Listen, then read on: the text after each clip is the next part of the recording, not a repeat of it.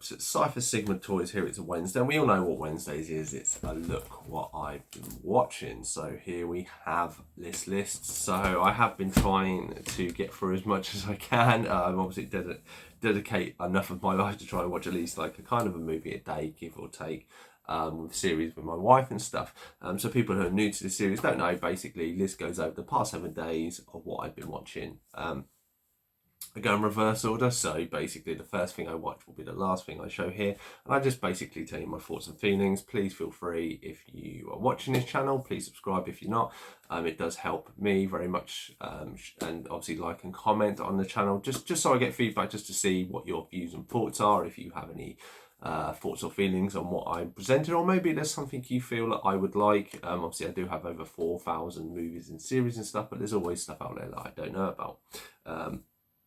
So let's get into it. So one that was a recent pickup and upgrade, this is Spawn. This is the Blu-ray version. So I actually thoroughly enjoyed this. Rewatching this movie, I actually really enjoyed it and appreciated a lot more of what went on. Now they obviously have budget constraints, and obviously the CG isn't as good in places, which you notice. And to be honest, I really wish someone could take this movie and maybe redo the graphics, and if they did it, it would make it even better. I mean, I think with the cape and stuff like this, I mean, I'm not the biggest fan of Spawn. I do have the first like volume or first like 10 issues or something in the book down there.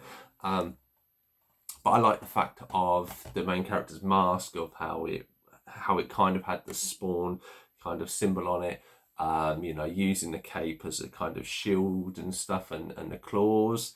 The story is all right, you know, it's not brilliant. Obviously, they do the best they can. I think the Violator is done very well. John Lee Lezigiam, or however you pronounce his name, him being kind of the clown and what he had to go through, I thought was really, really good as well.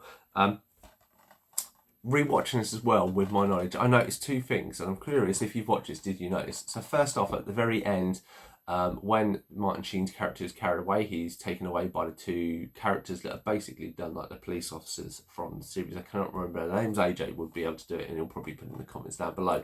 That's the first one I noticed. Second one, in midway through the film, there is obviously a big party, and obviously Spawn comes crashing through the glass window. Now before it, you see a woman walking around in a green dress, and she has earrings with Spawn's face on them. Those two bits I never ever noticed before, obviously, and it's good when you go back and watch it. Maybe it's because it's a better version than the DVD that I have. I haven't watched any behind the scenes, but very, very good watch. So that is number one. Number two, I've had for a little while. It was cheap. It was extremely loud and incredibly close. So this is about a young lad who loses his dad in 9/11 Trade Towers.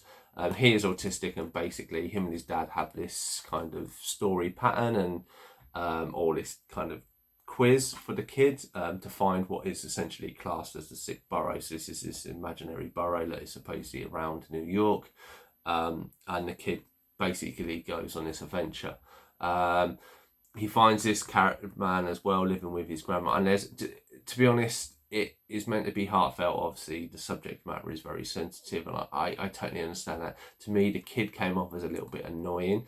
It's not the fact that he is has a condition which isn't really explained that well in it, but they're just the way the film is shot and stuff, and it's trying to be emotional in times. It's kind of irritating. Not the grandfather's death and doesn't really say anything, and that isn't explained, even though he is familiar with his grandma and stuff. And it just seemed weird and stuff of how stuff was put together. Now I'm sure it's probably, is it based on a book or something? I don't know.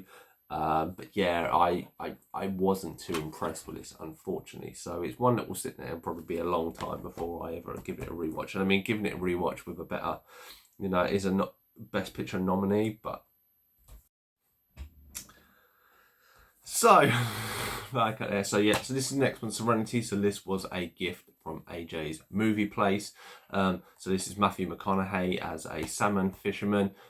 He's a bit on hard times, and his ex-wife Anne Hathaway comes into the picture. Her new husband's beating her and his son, or not his son, but could possibly be his son. It's basically about Anne Hathaway offering him money to kill her partner and the stuff that goes on to this. Now this movie, it kind of has a story and starts off really weird, and there's twists and turns, and the ending. I don't think anybody who will see the trailer would even expect the ending what it is. But because of it is so not clear, and there's a lot of not negativity but a lot of disturbances and a lot of issues with a lot of characters. When you kind of find out what has gone on, it makes sense, but still, but because it is so confusing, I think up until the end kind of reveal and stuff like this, you don't really get it. You don't appreciate the film as much, and maybe with a better overview and watch it a second time, it may be. But I wasn't too impressed with this. I mean, it was all right to watch. It's just, I said, it seemed a little erratic until it all kind of comes together, and then when it comes together, you're like, oh, okay. Next one to list is a cheap buy, I think £6 from Zavvi. So this is The Matrix Resurrection. And I didn't... I have a lot of views and a lot of opinions on this. I really appreciated and liked the first Matrix movie. 2 and 3, I do like. They are a continuation of them, but from my perspective, it has always been the first one should have kind of been left alone. But they did what they did, and I did enjoy 2 and 3. This... I understand the reasons why one of the Wachowskis came back and did it.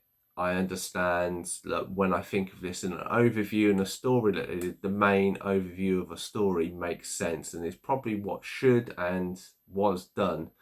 But there are just so many points with this movie that just don't make sense. The whole them being plugged back into the Matrix and having these weird lives. I mean, it kind of makes sense, but it doesn't necessarily. The fighting, if you rewatch the fight scenes, it's really slow. The fact that actors are missing and they try and recreate or link to ones isn't. You have these new team that don't really get to shine as much as they do, or like Rabbit. I like the actress. I know obviously she's from Iron Fist and stuff. But the tech guy I thought was really good, and they used the Wachowskis used a few others from their Sense8 series, which just didn't have time to shine. It's all kind of Neo and Trinity, and I really wished that kind of they had thought better about the story. I mean, maybe because it was only one Wachowski and not two. It was, you know, yes, was this film even really needed? I don't think. I don't think from an audience perspective it was really needed. I understand the Wachowskis why they wanted to do it and honour their parents. And I think if they had had more time and thought of it in a better way, I thought it could have been produced, you know, maybe if you didn't have certain actors and actresses of doing it a different way. I mean, they brought like the Benji back, but I thought that was a waste of thing. Having a different Agent Smith, I didn't like the architect-y type person in this and the psychiatrist. But by the by, it is what it is. So next we have The Three Musketeers, D'Artagnan. So this is the first of 2 movies that were released last year that was from French. Or it is in French, it's subtitled, it's about the Musketeers. I love this movie. I've really loved it a second time. I feel it maybe has even gone up with just the action. When you watch it at home, when I was watching it in the movie, it seemed a little jerky, but at home it actually seemed a lot more clearer. I don't know, maybe just due to the size of the screen and something. Some of the fight scenes where you have D'Artagnan fighting against them all and then they're fighting against the King's Guard. Obviously, I know kind of the story was going to happen, but it still works really well. And it is it is a really nice depiction of the Three Musketeers. I mean, obviously it has some good twists and turns in the second one, which I look forward to buying and adding to this, and I hear they are going to potentially do a TV or prequel series, so definitely would recommend that, but obviously please be aware it is subtitled. And the final one is one that people have been raving about for ages, and I finally got around to seeing, is Lay Live. And to be honest, I didn't see the hype. Obviously John Carpenter obviously is very good for what he's known, and people who don't know, it's Roddy Piper. He's kind of a bum that comes from ex-military. He's down on his luck. He finds a job and kind of stays with these homeless people. And on these homeless people, you have kind of this weird group who are looking for these glasses. And you find these glasses that shows like Martians or some aliens have come to Earth and basically have taken over.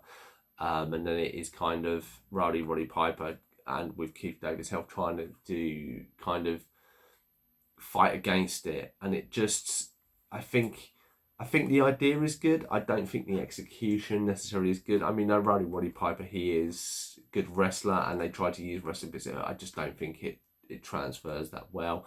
And I honestly think this is one of these movies that they could actually make today. They can make it far better. Instead of glasses, maybe mobile phones.